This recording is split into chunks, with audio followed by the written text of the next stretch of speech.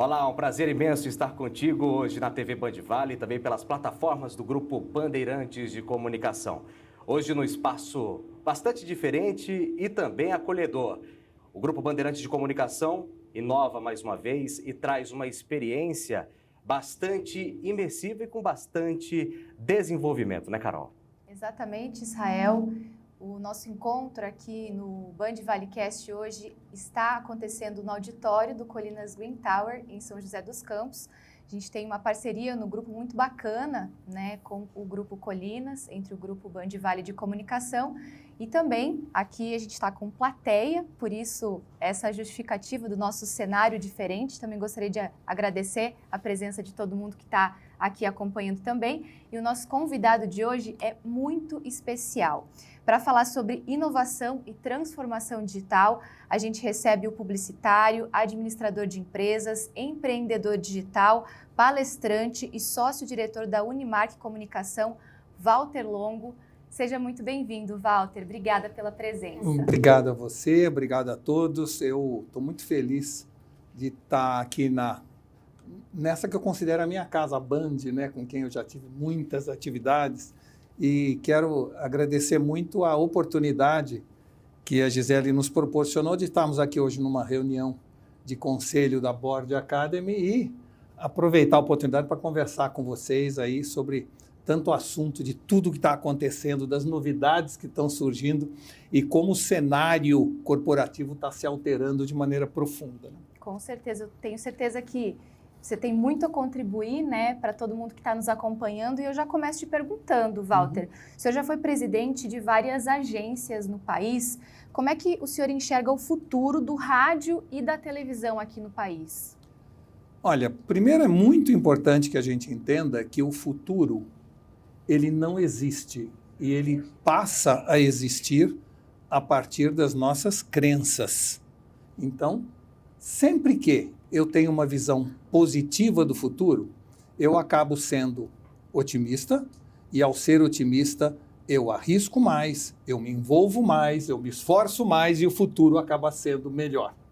Se, por outro lado, eu sou pessimista, a minha tendência é não arriscar, é não ousar, é não fazer o esforço necessário e, ao me recolher, o futuro acaba sendo ruim. Então, muito importante entender que o futuro nada mais é do que uma autoprofecia realizável e que cabe a nós, como cidadãos, sermos positivos e otimistas, porque em cima desse otimismo a gente consegue fazer e realizar grandes coisas. O futuro da televisão e do rádio, ele vai depender de como nós, como profissionais de marketing, comunicação, acreditemos que ele será e nos esforcemos ao máximo para que aquilo aconteça. Então, tem pessoas que acham que ser otimista é torcer para que as coisas deem certo ou acreditar que as coisas deem certo. Na verdade, ser otimista é acreditar que as coisas vão dar certo e fazer tudo que é possível para que dê certo. Existe um componente de ação, de atividade, para que aquilo aconteça. O rádio e a televisão nos trouxeram até aqui. Foram uma grande fogueira que, desde os tempos imemoriais, recolheram pessoas ao seu redor para ouvir e contar histórias. Vocês, na verdade, trabalham numa grande fogueira, que é a Band Vale.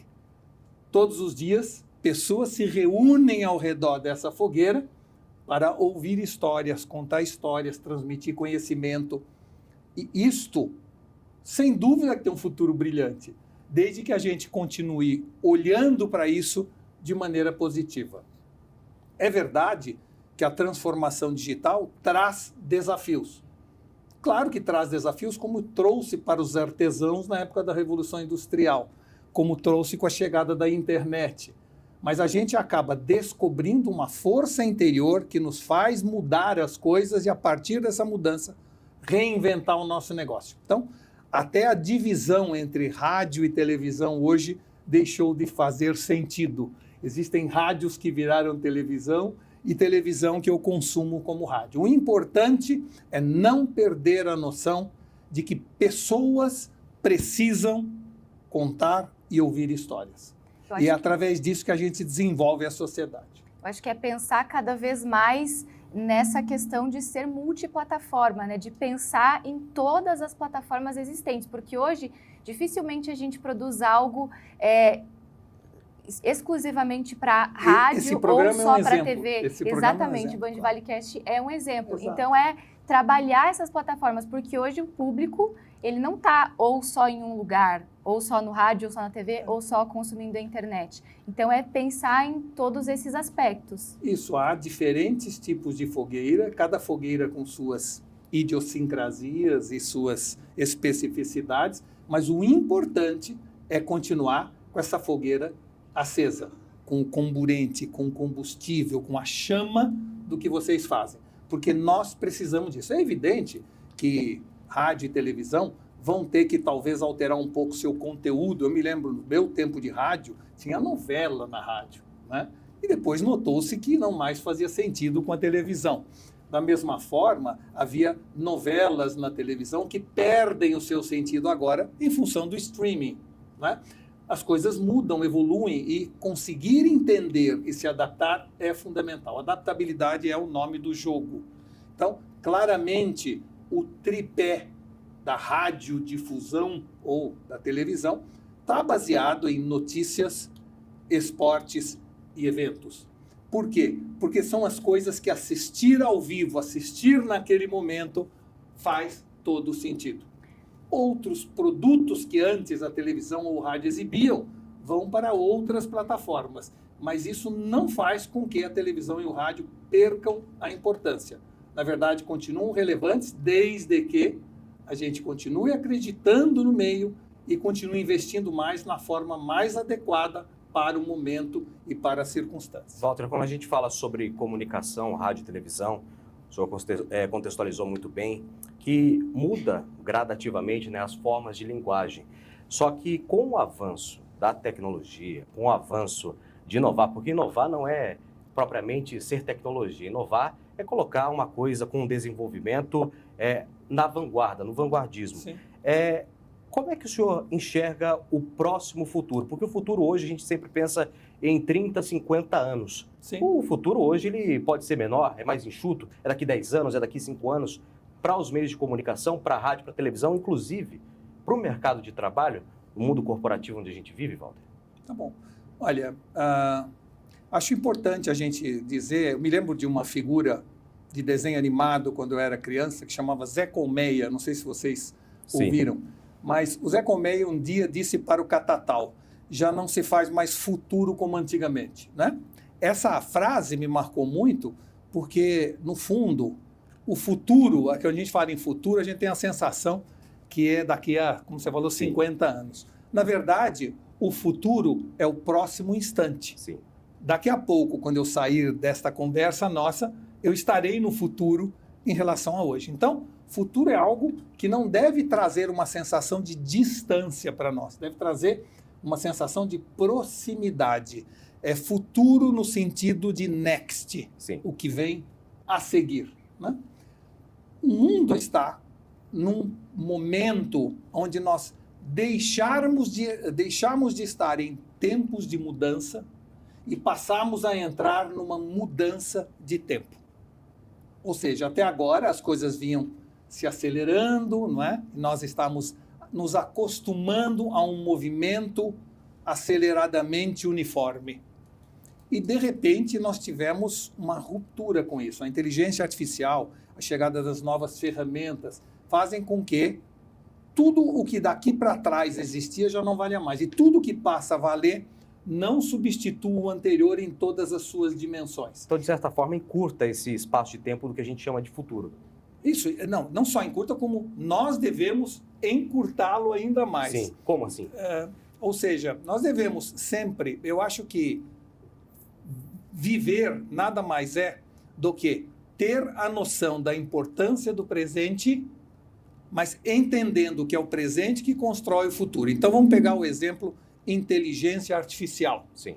Inteligência artificial é algo que já está entre nós. que já existem milhares de ferramentas disponíveis para gerir melhor nosso negócio, para comunicarmos melhor com outras pessoas a custos absolutamente zero ou muito baixo. E, no entanto, a maioria absoluta da população ainda não abraçou o novo. Então, claramente, nós temos agora a possibilidade de acelerar o futuro ou a nossa entrada no futuro, mas, como sempre, nós resistimos muito à mudança. Faz parte do ser humano, em termos psicológicos, resistir à mudança. Sim. Ou seja, nenhuma pessoa ou nenhuma empresa gosta naturalmente de mudança. Acho que a única empresa que gosta de mudança é a Graneiro. O resto odeia a mudança. Não gosta.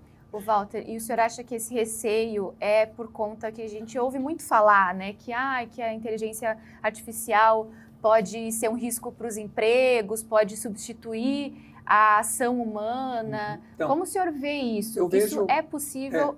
O profissional ele precisa se capacitar para que justamente isso não aconteça? Não, é interessante a sua pergunta, porque ela se resume numa frase. Daqui para frente, nenhum homem será melhor do que uma máquina, mas nenhuma máquina será melhor do que o homem com uma máquina. Ou seja, é um processo de adição e não de substituição. Se nós entendermos isso, nós devemos abraçar a inteligência artificial ao invés de rejeitá-la. E eu acredito que muito em breve, nós todos não seremos substituídos por uma máquina, nós seremos substituídos por alguém usando uma máquina que vai ser mais competente e eficiente do que nós. Portanto, esta fusão, esta adição entre o ser humano e a inteligência artificial é algo que deve ser celebrado. Eu hoje demoro 15 minutos no meu dia a dia fazendo atividades que antes eu demorava 4 horas. Uhum. Me sobraram 3 horas e 45 minutos por dia para fazer o que eu quero a mais. Brincar com meu filho, namorar com a minha mulher, ler um livro, assistir um programa de televisão, ou seja, está sobrando tempo para mim hoje, coisa que parecia impossível algum tempo atrás. Por quê? Porque eu abracei a inteligência artificial e passei a usar essas ferramentas, seja para escrever um post que eu teria que fazer cotidiano, seja para organizar uma reunião, seja para reservar alguma coisa num restaurante ou numa passagem aérea. Tudo isto hoje eu posso fazer através de ferramentas gratuitas na inteligência artificial, e são milhares delas, que estão à nossa disposição, porque o que mudou com a inteligência artificial não foi ela em si. A inteligência artificial, desde o Alan Turing na década de 50, ela já existe há 70 anos. O que mudou a partir de 30 de novembro de 2022 foi que, ao invés de nós passarmos a falar a linguagem dela, ela passou a falar a nossa linguagem. Isso tirou a inteligência artificial de dentro do laboratório para todos nós, para o público em geral. Ô Walter, mas aqui no interior, pelo menos, a gente não costuma ver muito a inteligência artificial sendo usada no mundo corporativo. Na capital também não. Por que isso acontece? Eu ia te perguntar se isso é uma exclusividade mais dos grandes centros ou não, e aliás, por que isso acontece? Esse é um conceito antigo, o conceito de que existe a capital e existe o interior, ou que existe a grande cidade e existe a pequena cidade. O mundo digital, não é nem a inteligência artificial, já acabou isso há uma década atrás. Nós temos um dos maiores centros de excelência em tecnologia que fica aqui em São José dos Campos. Tem pessoas que às vezes eu vou dar palestra em São Luís do Maranhão, e aí a pessoa ouve a palestra e fala assim: pô, Walter, adorei sua palestra, é uma pena que eu moro em São Luís, cidade muito pequena, muito tacanha, muito limitada. Eu falo: olha, você vai me desculpar a sinceridade, mas limitado, tacanho e pequeno é você. Porque ninguém proíbe você de trabalhar para o mundo hoje. A Zara nasceu em La Coruña, no interior do interior da Espanha, e se transformou a maior empresa de fast fashion do mundo. Por quê? Porque o limite está na cabeça do empreendedor e não no tamanho do mercado. E por que eles pensam assim? Porque há pouco tempo atrás era assim. Eu, antigamente, para exportar, eu estou dizendo antigamente há 10 anos atrás. Sim. Eu precisava ter registro no Cassex, vender para um varejista do outro lado do mundo que me pedia 100 mil peças de amostra. Eu precisava viajar para falar com a pessoa. Hoje, em Alphaville, São Paulo, onde eu moro, existe uma empresa chamada Brazilian Bikini, que vende moda praia para 68 países. É o marido, a mulher e 3 costureiras. Recebe um pedido de Lausanne, na Suíça, põe na máquina, faz biquíni, caixinha de Sedex e manda. Ou seja, ele vende para o mundo inteiro, disputando em pé de igualdade com a Rosa Chá, que é uma grande empresa de moda praia, porque teve a mentalidade, o entendimento que ele podia criar um site, comprar a palavra-chave no Google e we are in business. Então, esta visão de que o que era impossível há uma década atrás, hoje não só é possível, como fácil e rápido, é a grande mudança que nós temos que ter na nossa cabeça para aí passar a usar todas essas ferramentas. Walter, anteriormente, o senhor estava comentando a respeito desse tempo que sobra pelas ferramentas, pelas plataformas, pela inteligência artificial. E aí, já entrando no mundo corporativo, inclusive porque hoje a gente está num evento mais diferente aqui na sede do Colinas Green Tower, em São José dos Campos, e a gente está falando com colaboradores, com funcionários e empresários de sucesso. Como é que o senhor vê o mercado de trabalho hoje com o efeito da inteligência artificial e dessas ferramentas? Porque já é dito por especialistas que as máquinas elas foram feitas para responder às nossas perguntas e nós fomos identificados para perguntar para as máquinas. Hoje, no mercado de trabalho, falta o colaborador, falta o funcionário ele se atualizar, falta o colaborador ele fazer um trabalho de sinapse para ele começar a utilizar essas máquinas e também estar mais proativo para o mercado de trabalho, se atualizar gradativamente, Walter? É uma pergunta interessante porque ela me faz voltar 500 anos na história.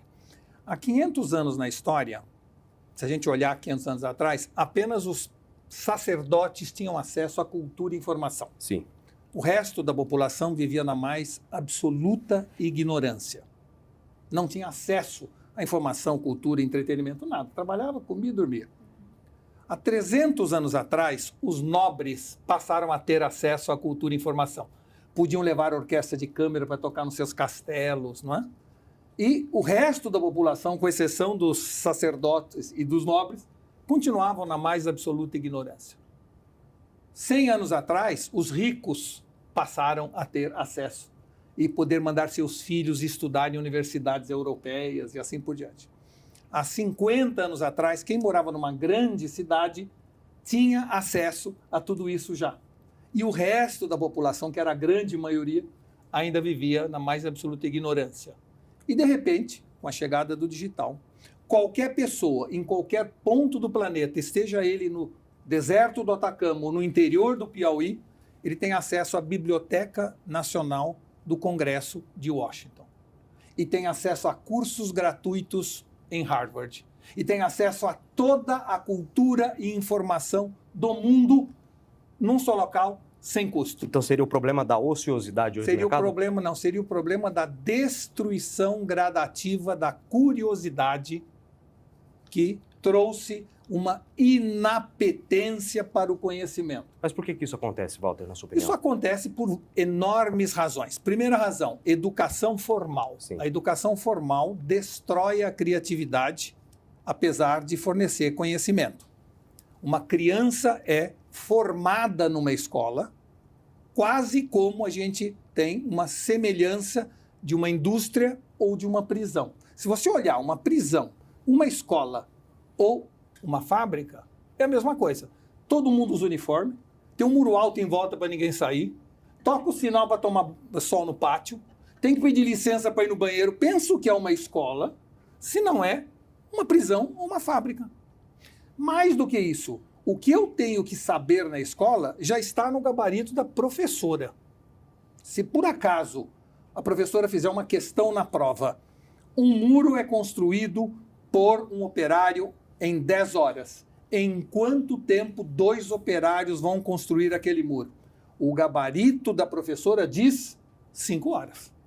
Se você não escrever 5, escrever 4, é 0. Sim. Não é para pensar, é para responder aquilo que está no gabarito. Se um aluno disser, professor, vão demorar 12 horas, toma 0.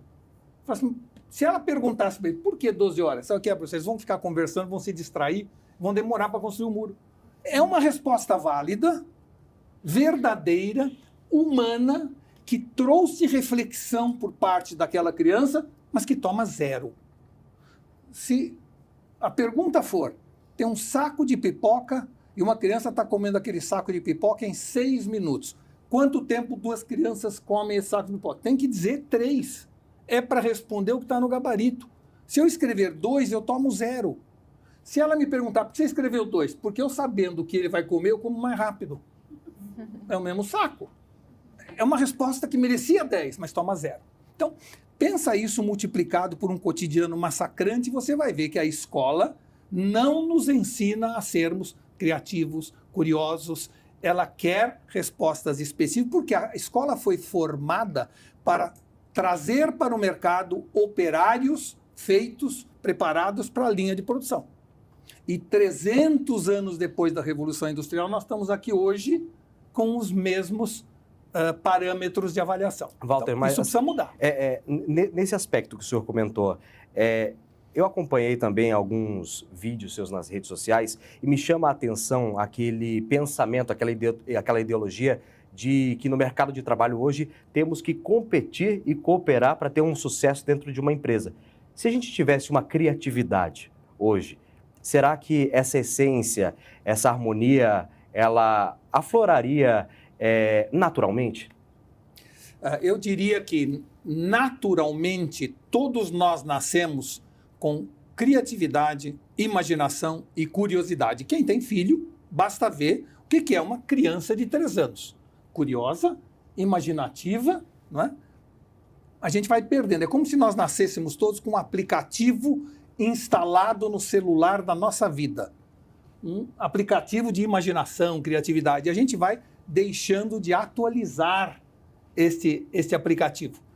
50 anos depois, eu estou incapacitado de imaginar, porque eu não fui melhorando este aplicativo durante a minha vida. Então, nós somos naturalmente, o ser humano é naturalmente criativo, mas quando a criança está imaginando que está num corcel ou num cavalo branco, caminhando pela casa em cima de uma vassoura e a mãe fala, larga essa vassoura, ele literalmente cai do cavalo e deixa de ter a imaginação que tinha. Então nós precisamos entender que imaginação, criatividade, sonho, devaneio é fundamental. Essa é a primeira razão. E a educação acaba atrapalhando ao invés de ajudar. Depois, some-se a isso o mundo digital. O mundo digital veio para permitir que a gente saiba o que quiser, a hora que der vontade, na profundidade desejada. Mas ele também nos liberta de ir em busca. Porque quando eu precisar, está lá no Google. Então, esta dualidade de bem e mal está presente no universo digital. Ela nos permite saber o que quiser a hora que der vontade, mas ela nos liberta no sentido de eu não preciso saber já, porque na hora que eu precisar, está lá. Só que, estando lá e não embarcado na nossa cabeça, nosso cérebro não faz sinapse. Ao não fazer sinapse, nós vamos gerando o que a gente chama de indigência cognitiva. Hoje, se você olhar, é a primeira geração que está surgindo, cujo QI é abaixo da geração anterior nos últimos 100 anos. Isso é algo preocupante, grave, que merece a nossa atenção. Por quê? Porque se você deixa de embarcar no seu cérebro toda a informação que você antes guardava, porque agora está disponível no meu celular, realmente no celular tem muito mais informação, só que lá não faz sinapse. Não fazendo sinapse eu não gero insight, não gerando insight eu não imagino, não crio, e assim sucessivamente. Então nós temos que ter uma revolução do ensino que nos permita a melhorar e aumentar os índices de curiosidade ou de manutenção da curiosidade infantil ao longo da vida. Segundo, nós precisamos estudar o tempo inteiro. Não existe mais aquela ideia de 4 fases da minha vida. Eu tinha uma fase infância que eu brincava, uma fase juventude que eu estudava, uma fase adulta que eu trabalhava e a minha idade que eu descansava. Era assim que funcionava o mundo. Eu já estaria na 4ª fase, você estaria na 2ª ou 3ª. Não é mais assim. Hoje, A gente estuda, trabalha, brinca e descansa o tempo inteiro. Nós estamos com pessoas que aos 20 têm uma carreira, aos 40 reinventam para outra carreira, aos 60 montam uma franquia de pão de queijo e começam uma nova fase empreendedora. A vida se tornou um lifelong learning. E se nós não tivermos o ímpeto de aproveitar tudo isso, Houston, we have a problem. Ou seja, vamos entender que agora o esforço é individual de cada um. Antes, no tempo dos sacerdotes, dos reis, dos ricos, das grandes cidades, nós éramos impedidos de evoluir em termos de conhecimento. Agora o conhecimento inteiro está disponível. O esforço agora é individual de cada um. E quem não fizer esse esforço vai assistir, infelizmente de maneira sofrida, a uma nova forma de inequalidade social. O mundo não será mais dividido entre ricos e pobres, ou brancos e negros, e sim entre curiosos e descuriosos. Aos curiosos caberá a liderança do mundo, aos descuriosos, infelizmente, massa de manobra. O Walter, ChatGPT, o que o senhor acha do ChatGPT? O que eu acho dele? Eu acho importante primeiro perguntar o que ele acha de mim, né? Mas o ChatGPT, ele é uma mistura de oráculo de Delfos com lâmpada de Aladim. Ele faz o que eu quiser, na quantidade que eu quiser, a hora que quiser. Ficou fácil, agora não faz sinapse mais, né, Walter? Não, você faz sinapse porque assim, a pergunta como você faz é que é a grande ciência. Antes, nós somos ensinados até hoje a responder. E agora precisamos ser ensinados a perguntar. Então, vou dar um exemplo.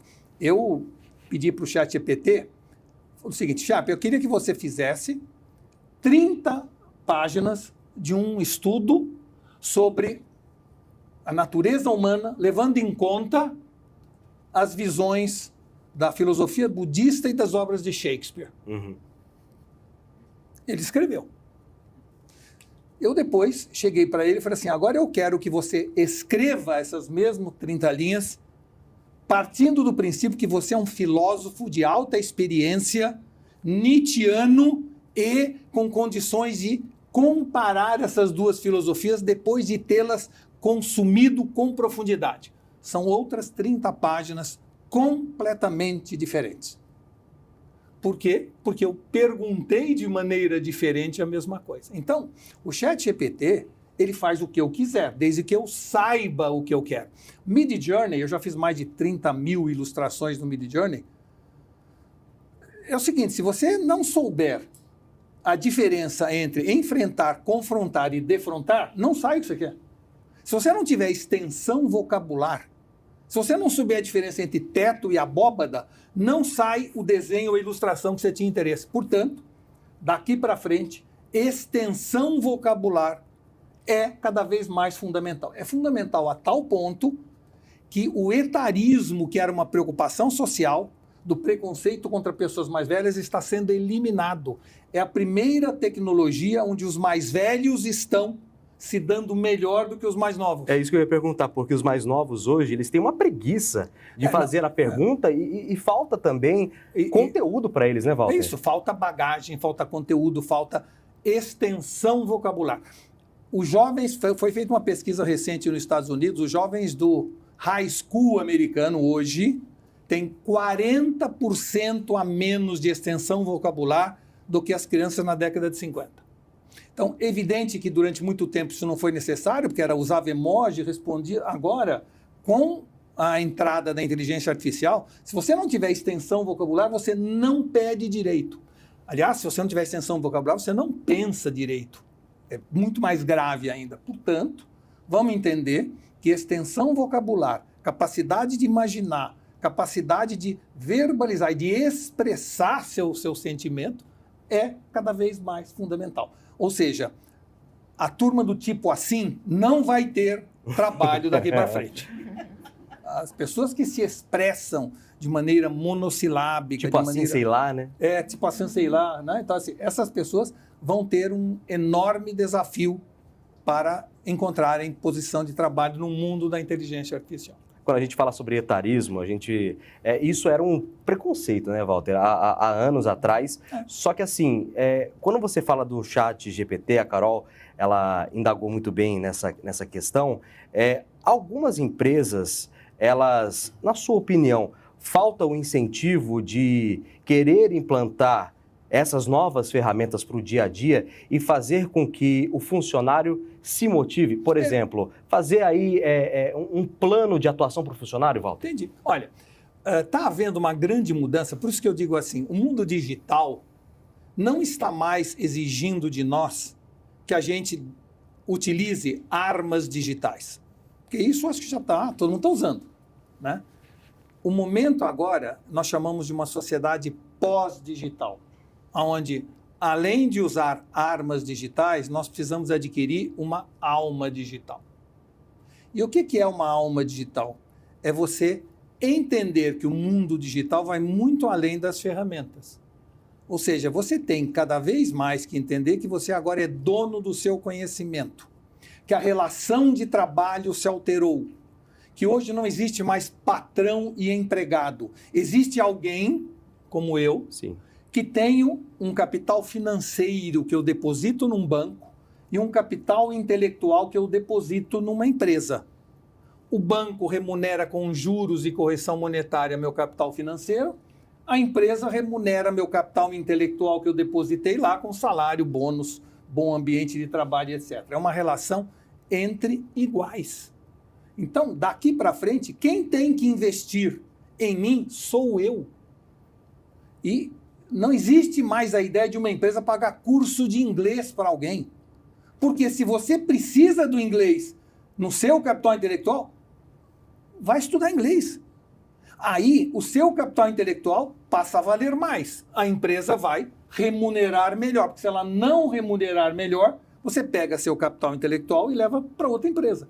Como no banco, se o banco não remunerar meu capital financeiro, eu tiro o dinheiro e levo do banco. é oferta de demanda, né, Walter? Hã? É oferta de demanda, né? É oferta e demanda, mas é mais do que isso. É a consciência plena que cada indivíduo quer ter, que ele é dono do seu destino. Que daqui para frente nós temos que esculpir-nos a nós mesmos. E que se me falta determinado tipo de conhecimento, ele está disponível, eu vou atrás, eu ganho aquele conhecimento, com isso eu fico mais competente e, portanto, meu capital intelectual cresce. É completamente diferente de uma época onde nós tínhamos, como diz o Nietzsche, uma moral escrava, onde a empresa manda e eu obedeço. Ou a empresa me ensina e eu uso o ensinamento que ela me deu. O capital intelectual é individual de cada um. Essa é uma mudança radical, porque há pouco tempo atrás, para eu fazer um curso de MBA, ou assistir um curso em Harvard, ou me especializar em barista, eu precisava simplesmente entrar numa escola de maneira formal, talvez não tivesse dinheiro, a empresa tinha que fazer um treino. Agora não é mais assim. Eu posso saber o que eu quiser sobre qualquer assunto, na profundidade que eu quiser. Eu tive um problema de família, de imunidade, eu me transformei num dos maiores especialistas em sistema imunológico no Brasil. Especialista em célula TNK, que é um tipo específico de célula. Por quê? Eu não sou do ramo, não sou médico, mas porque eu precisei, tive interesse em ir além e estudar aquele assunto. Então, é fundamental entender que o mundo digital, e por isso eu falo de alma digital, alterou as premissas. É uma mudança alquímica, é uma mudança de essência. Não é só um jeito novo de fazer as coisas, né? É uma mudança nas relações de trabalho. É o que o Shel Silverstein chama de Tesseract. É uma grande mudança de premissa. Houveram 3 Tesseracts no mundo. A passagem da Idade Média para a Renascença, quando os valores feudais não mais respondiam à nova forma de conhecimento humano.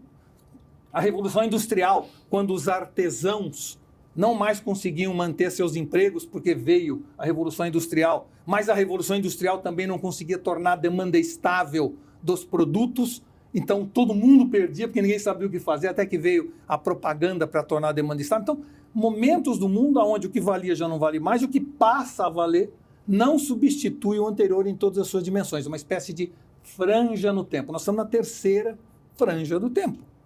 Isto requer de nós uma visão de que nós somos donos do nosso destino. E daqui para frente, cada um de nós vai ter que adquirir o conhecimento conforme a necessidade. Se hoje eu preciso entender mais de finanças, eu vou entrar num cursinho de finanças para executivo fora da área financeira e vou entender de finanças. Se o meu problema hoje é entender mais de como é que faz uma cerveja, eu vou fazer um curso de mestre cervejeiro. É assim que funciona a vida daqui para frente. Se nós não entendemos isso e continuarmos esperando, sabe o que é? Eu não fiz inglês porque a empresa não paga inglês para nós. Esta visão vai jogar você no buraco do inferno. Walter. Entendam, é importante. Eu estou querendo fazer isso com ênfase para dizer a vocês o seguinte: está na nossa mão, tá? Irmos para um futuro otimista ou irmos para um futuro pessimista. Tem gente falando assim, vão surgir no Brasil 30 milhões de inúteis. Vão! Naturalmente vão. Mas se as empresas, se os veículos de comunicação, se o Sebrae, se o governo brasileiro se conscientizar desse risco, o que vai acontecer?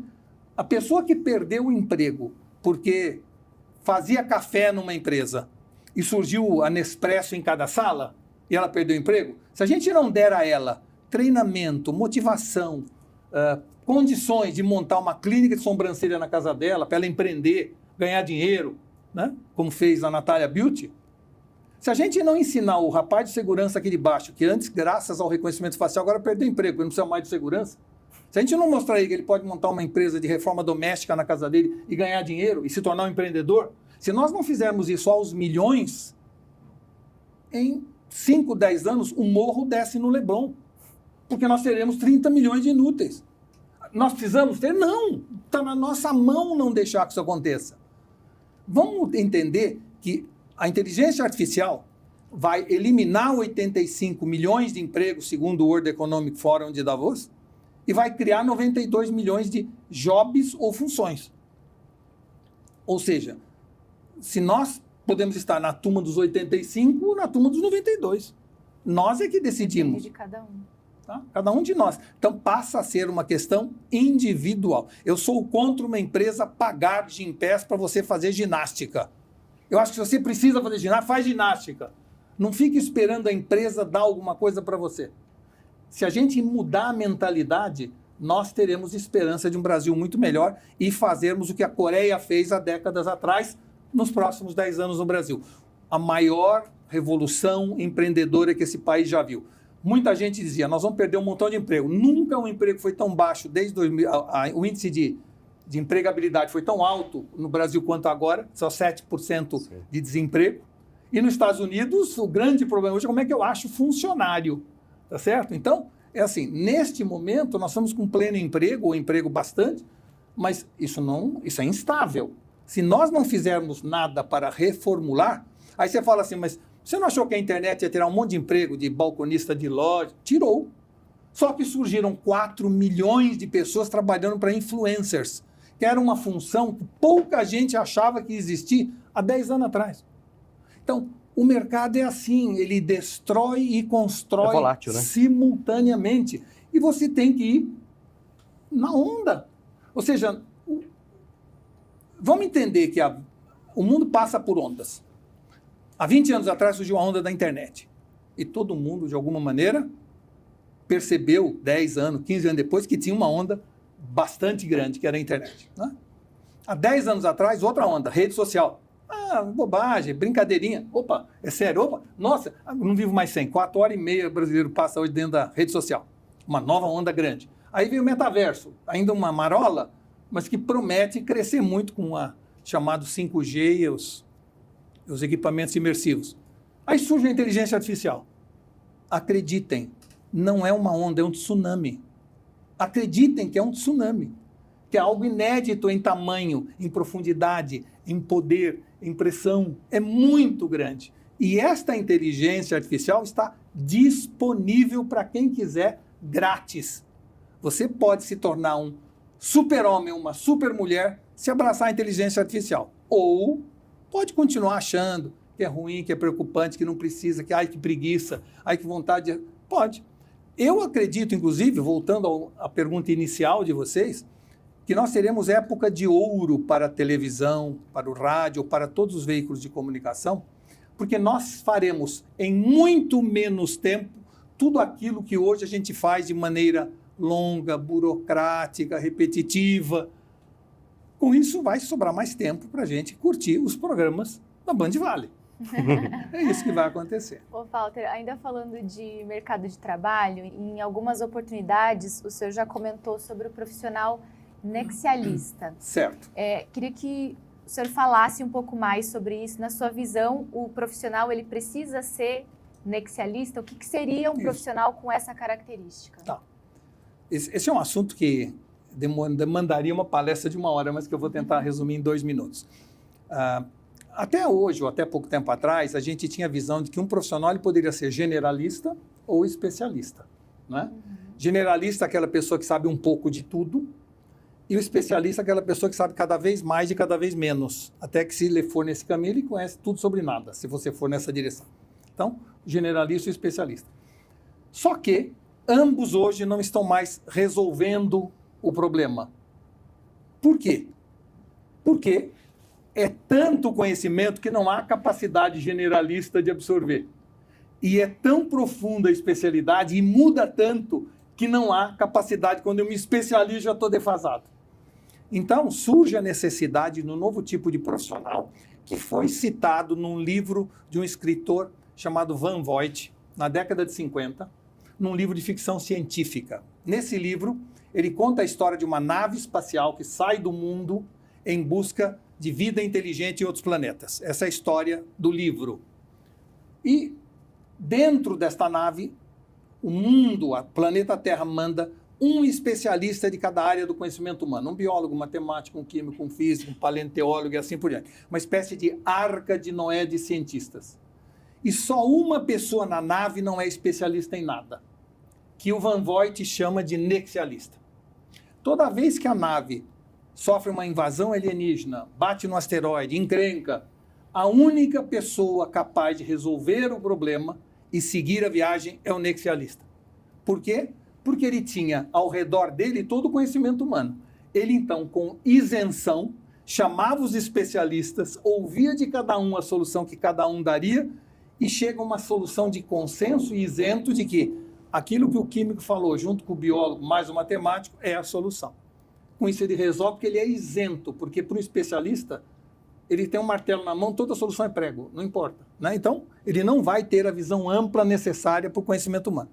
Por que isso hoje passa a ser possível? Porque todos nós estamos numa nave rodeado de especialistas, que é a rede. Hoje nós podemos saber o que quiser a hora que der vontade.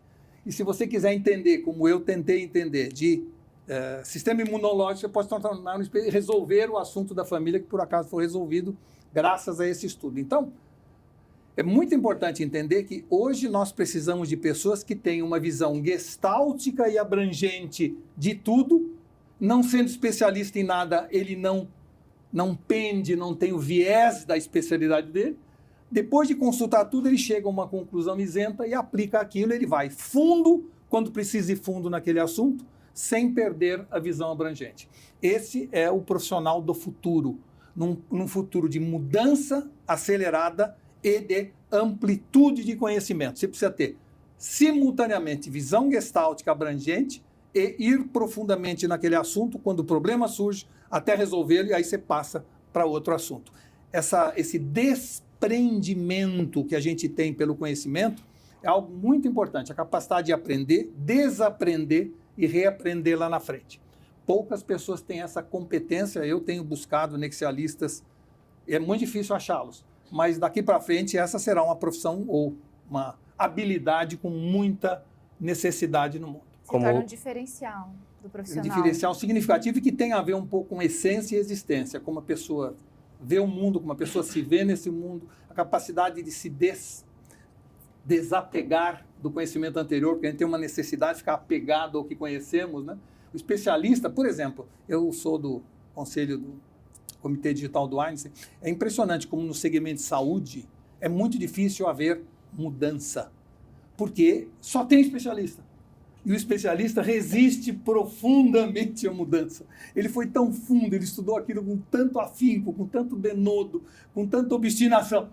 Não vou mexer agora nisso, né? Então, um generalista aceita a mudança, mas também não vai fundo em nada. Então, é preciso que haja essa dupla, essa dualidade inclusiva do nexialista. Falando dos especialistas, o senhor comentou agora há pouco que na rede social está cheio. E realmente a gente vai ver um post no Facebook, no Instagram, a gente vê que tem muita gente defendendo o seu lado em diversos pontos. Aí não é nem especialista. Aí assim, tem muita testa oleosa que acha que é mente brilhante. aí é diferente. Aí vamos dizer assim, antigamente os sábios tinham certeza e os idiotas tinham dúvidas. Agora inverteu. Os sábios estão cheios de dúvidas e os imbecis cheios de certeza. E o senhor acredita que tem mais imbecil, mais idiota no mundo daqui para frente ou não? Não, eu acho que a indigência cognitiva está crescente. Eu acho que, como diz Humberto Eco, a internet deu voz aos imbecis, mas esse não é o problema, nós demos ouvidos. Aí é que está o problema, não é? Então isso sim, é um fenômeno que está longe de acabar. Eu acho, por outro lado, que eu espero, eu sou otimista, eu acho que está na nossa mão trazer solução para isso, reeducando melhor, fazendo uma grande revolução da educação, mostrando o valor do conhecimento, que é algo que hoje está sendo desprezado, não é? Então, eu acho que tem um monte de coisa para fazer. O cérebro nosso é alguma coisa muito plástica e maleável. O cérebro nosso, ele se adapta rapidamente ao mundo. Nós estamos com 20 anos de um universo digital muito impregnado em nós. Sabe o que trouxe para o nosso cérebro? Uma visão binária, como é o mundo digital. Por que nós temos tanto sectarismo? Por que tem gente contra e a favor? Branco ou preto, não há mais 50 tons de cinza. Por que a política foi cindida ao meio? Por que aquela pessoa que pensa diferente de mim é meu inimigo? Porque nós passamos, o cérebro humano passou a raciocinar binariamente, porque viu a ascensão do digital. Então, nós temos que tomar muito cuidado com as influências que o mundo exterior tem no cérebro, porque ele vai se adaptando, né? E se adaptando para melhor ou para pior. Vai depender de nós o que a gente vai colocar na cabeça dessas crianças. Recentemente eu vi que tem muita gente falando o metaverso agora chegou de vez. Uhum. Há anos a gente vê, por exemplo, um jogo que era muito comum, no ano de 2000, 2005, Second Life. Certo. Second Life é um metaverso ou não? Não é considerado? Não, é assim. Metaverso é a capacidade de você ter uma vida paralela digital num universo onde você não está corporeamente presente. Isso é o metaverso. Portanto, se você fala o Second Life pode ser considerado, vamos dizer assim, o início do começo do princípio do metaverso. Mas longe de ser o metaverso como a gente conhece hoje. Por quê? Porque era duas pessoas que punham uma bolinha na cabeça dizendo oi, tudo bem? Encontrava num bar, não tinha assunto, não sabia quem era. Sim. Né? Não era imersivo, não era sofisticado, não me dava a sensação de que eu tinha uma segunda vida. Dava a sensação que eu estava fazendo um joguinho, brincando que era eu. Hoje é muito diferente. Hoje o metaverso evoluiu tanto que eu, às vezes, me vejo... Eu encontro com alguém e falo assim, eu não sei se eu te encontrei no metaverso ou no show da Ariana Grande ou se foi aqui no Rock in Rio. Eu não lembro onde eu encontrei, eu conheci aquela pessoa. Porque é tão imersivo, é tão presente em você, que fica difícil você distinguir. E cá entre nós nem interessa, né? Então, o metaverso é uma nova porta que se abre. O Brasil ainda tem limitações em função da baixa penetração do 5G. Por exemplo, a gente tem feito muitas escolas no metaverso. Cabe 35 alunos na sala para interação total. Esse grupo de pessoas não pode ainda ter uma aula no metaverso, porque não consegue se comunicar, porque a banda não é suficiente. Mas nós estamos falando de algo que tem 2, 3 anos. Daqui a 5 anos, já vai ser lugar comum. Nós fazemos reuniões como essa no metaverso, onde cada um vem com seu avatar e nós vamos conversar, nos reunir, encontrar e etc. O metaverso não está ainda grande como será, por razões de limitação tecnológica. A Apple está lançando o novo óculos dela agora, né, que vai ajudar muito o crescimento do metaverso, mas ainda custa $3.500, ou no Brasil, R$45 mil. Então, começa no mundo digital o metaverso, como começou o mundo há 500 anos atrás, só os sacerdotes tinham acesso à cultura e informação. Hoje, só os ricos terão acesso a esse óculos. Só que, daqui a 2 anos, alguém vai criar uma loja como havia antigamente as lan houses, onde eu não tinha dinheiro para comprar um computador, eu ia lá e alugava por 1 hora um computador na favela e ficava usando o computador. Vai surgir as lan houses de óculos virtuais, onde eu vou poder ter a experiência do metaverso alugando por um tempo até que o preço baixe o suficiente para todo mundo ter isso daí. Se você deixar o mundo chegar a ter 30 milhões, como no Brasil, 30 milhões de inúteis, o metaverso será o único lugar onde essas pessoas, ganhando muito pouco, vão poder continuar estudando, trabalhando, porque você não tem um custo de transporte, etc. Então, pode vir a ser uma solução para uma crise iminente social, se nós não mudarmos o curso e gerarmos no Brasil o maior movimento empreendedor que esse país já viu. Perfeito. Eu gostaria de agradecer ao Walter hoje aqui para essa entrevista e também essa iniciativa que o Grupo Bandeirantes de Comunicação no Vale do Paraíba realiza com o podcast, o primeiro multiplataforma da região, e também levando a você muito conhecimento, muita informação e também inovação, né, Carol? Exatamente. Muito obrigada pela sua presença aqui. Nosso primeiro também podcast com público, né? Foi muito especial e tenho certeza que contribuiu aí para muitos funcionários, né, trabalhadores que estão aqui nos assistindo hoje. Carol, eu é que agradeço e quero dizer a vocês que é uma honra estar aqui. Mais uma vez, obrigado, Gisele, pelo convite e que quero deixar como recomendação, abracem o novo, abracem o futuro, porque é lá que nós vamos viver o resto das nossas vidas, tá bom? Muito obrigado a todos. Obrigado.